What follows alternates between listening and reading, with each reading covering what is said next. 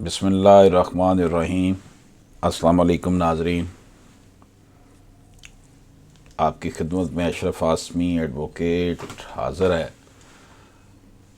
नाज़रीन इकराम, अल्लाह पाक से दुआ है कि अल्लाह पाक हमें रिज़्क़े हराम से बचाए, हमें आसानियाँ तकसीम करने वाला बना दें।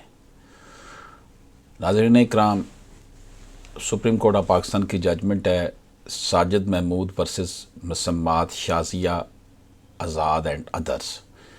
ये सिविल पिटिशन नंबर 1451/2020 है। इस केस का फ़ैसला जो है नवंबर 2022 में हुआ। ऑनरेबल जस्टिस सरदार तारिक मसूद साहब, मिस्टर जस्टिस अमीरुद्दीन ख़ान साहब, मिस्टर जस्टिस मोहम्मद अली मज़र साहब ने इस केस को सुना। इसमें जो इशू है, इस केस में पहला इशू जो हम डिस्कस कर रहे हैं वो है कि whether the provision of oath are applicable to the proceeding before the family court, कि फैमिली कोर्ट के सामने जो भी केस की समाअत होती है उस पे जो ओथ एक्ट है, हलफनामा एक्ट जो है, हलफ एक्ट है, वो लगता है या नहीं लगता। इसका जवाब हम लेते हैं। नाज़रीन इकराम,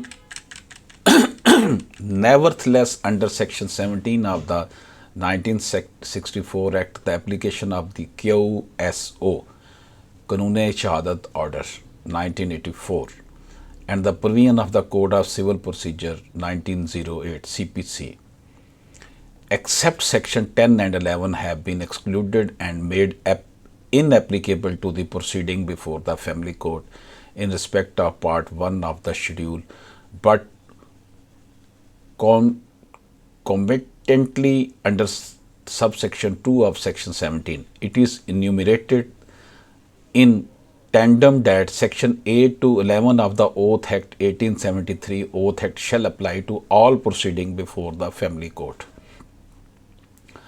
तो इसमें कहा गया है जनाब, under subsection 2 of section 17 of family court act the provision of the Oath Act are applicable to all proceeding before the family court।